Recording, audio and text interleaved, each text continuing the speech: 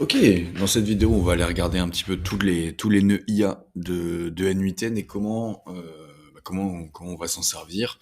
Et surtout des petites subtilités aussi également que j'aimerais vous présenter.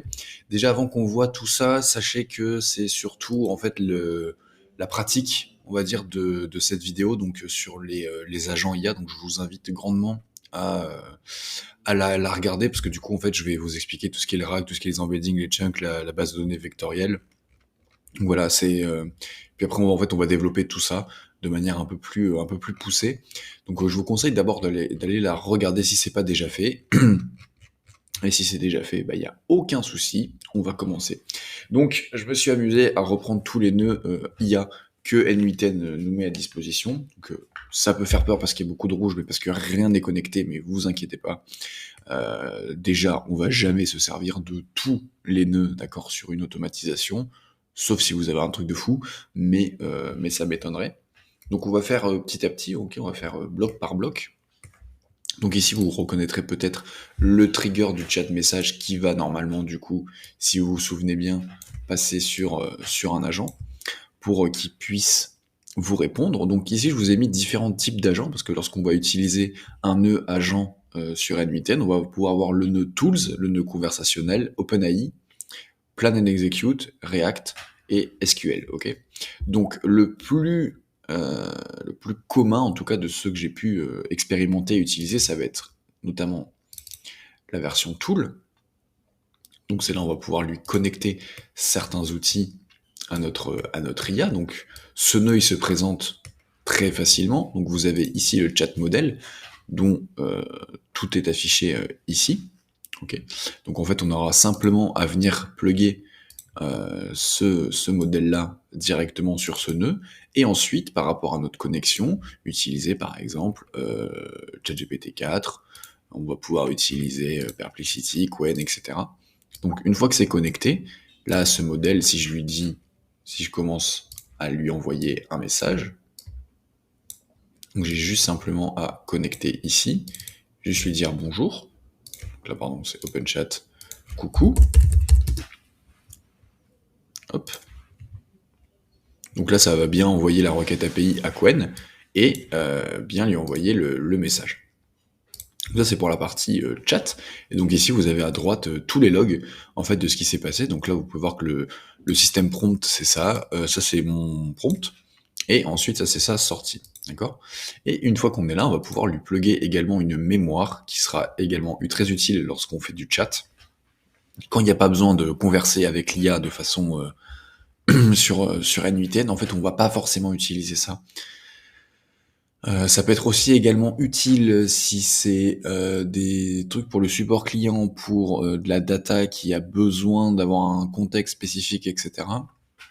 Ce qu'on va le plus utiliser, ok, ça va être le Windows Buffer Memory, qui en fait, à chaque fois qu'on va commencer une fenêtre de conversation avec l'IA, ça va la stocker, mais uniquement pour notre session. C'est-à-dire que si après je rafraîchis la page, je quitte ou je reviens, toute la mémoire a été effacée. D'accord. Donc ça peut être bien pour faire des petits tests, mais si on veut vraiment la garder dans une automatisation complète, il va falloir venir ici mettre Postgre Chat Memory, parce qu'on va utiliser en fait Supabase, qui sera une base de données qui fait du vectoriel également et qui est optimisé pour ça.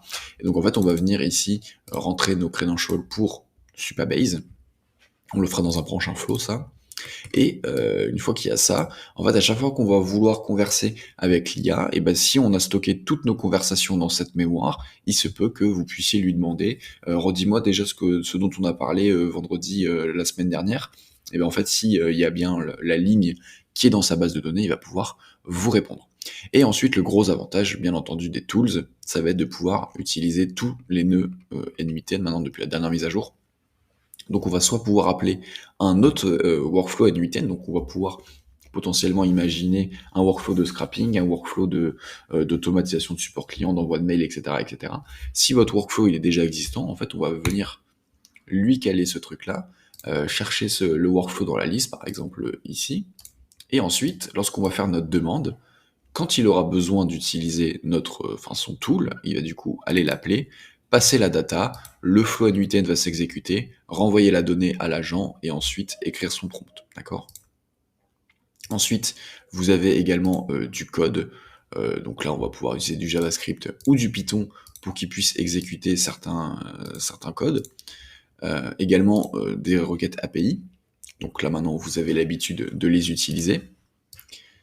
Et ensuite, par contre, c'est pas parce que je les supprime à chaque fois qu'il a le droit qu'à un seul outil, hein. Attention, là on peut lui mettre le tool, on peut lui mettre un workflow, on peut lui mettre son Supabase également aussi, on peut lui mettre sa base de données vectorielle. Sur sa base de données vectorielle, du coup, on va pouvoir brancher des embeddings pour récupérer toutes les informations. Mais aussi, on peut très bien lui envoyer un Airtable, il est où? Il est ici.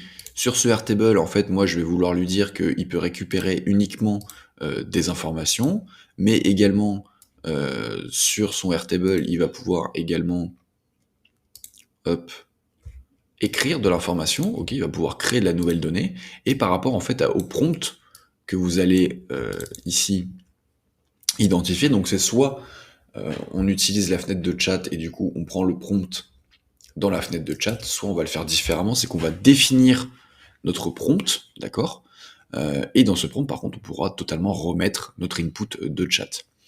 Ici vous avez également la possibilité de remettre un format spécifique. Donc, attendez, là c'est un petit peu le bordel. Donc là vous voyez bien que, attendez, je vais supprimer tout ça, ça sera plus simple, ça sera plus lisible. Voilà. Ici, si je mets un output parser, je vais pouvoir lui dire, maintenant que je te fais ta requête, je veux absolument que tu me répondes de cette façon-là. Donc ici, il va y avoir souvent des cas d'usage où vous avez envie que l'IA en fait traite de la data très structurée dans un format que vous lui avez défini. Et en fait, il faudra du coup l'écrire comme ça. Si jamais vous avez un doute sur les API et le JSON, je vous conseille de regarder la vidéo qui est un peu plus au-dessus dans la session de formation, qui est celle-ci, comprendre les API et le JSON quand ça va se charger. Voilà, c'est celle-ci, donc qui est aussi dispo, où je vous explique un petit peu comment fonctionne le JSON, comment le lire, comment l'écrire, etc. Et à partir de là, en fait, quand vous allez faire votre demande, il va pouvoir du coup vous répondre sous format JSON, ce qui va faire que votre requête, après derrière votre output ici, vous allez pouvoir ensuite la traiter par différents nœuds. Vous avez également aussi la possibilité de mettre un message, un système prompt. Vous pouvez lui dire qu'il peut répéter ses actions un nombre incalculable de fois, etc., etc. Vous pouvez aussi lui passer des images quand c'est le cas. Dans les settings, on retrouve les settings classiques des nœuds N8N. Pareil ici, le petit tip que je peux vous filer, c'est toujours de cocher retry on fail, de mettre 3 ou 5, parce qu'il se peut que lorsque vous allez lui passer du texte, qu'il y ait un petit peu trop de contenu ou de contexte, que ça le bloque, et en fait si vous avez juste un seul appel API, en fait ça va faire une erreur et votre flow va être pété. Tandis que du coup si on lui dit, si jamais tu as une erreur, essaye de le refaire, et dans ce cas-là il va boucler jusqu'à essayer de le faire. Donc ça peut être une alternative sympathique. Donc ça c'était tout pour les tools. Bien sûr qu'on ira voir d'autres cas d'usage un peu plus sexy avec, mais voilà, c'est vraiment pour vous présenter comment le nœud fonctionne. Et ensuite pour les agents conversationnels, du coup c'est pareil, c'est juste que là on peut exactement lui mettre les mêmes choses, ok. Pour le OpenAI, ça peut être un petit peu différent, c'est uniquement pour celui-là. Ça sera uniquement par contre pour mettre des trucs en rapport avec OpenAI, d'accord. Plan and Execute, c'était avant que les modèles DeepSeek O1, O3, etc. soient sortis, donc en fait, il fait comme fait DeepSeek R1 maintenant.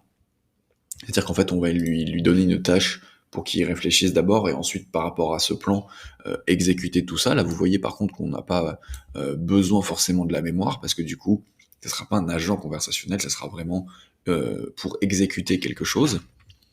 Le React, c'est à peu près similaire au plan d'Enexu et Execute, pour avoir aussi pas mal de tâches à faire et faire un step by step. Donc après, on peut combiner bien sûr un plan, un execute qui va aller à ce React agent, c'est tout à fait faisable également. Et ensuite, vous avez l'agent SQL qui sera, lui, beaucoup plus dédié à utiliser une base de données. Donc MySQL, ça peut être un WordPress par exemple, ou Postgres, ça peut être un Supabase ou une base de données en local sur votre serveur.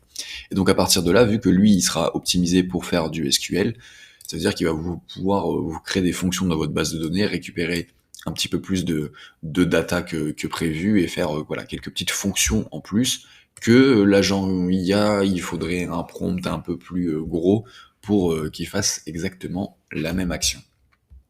Donc ça, c'était pour les nœuds agents IA.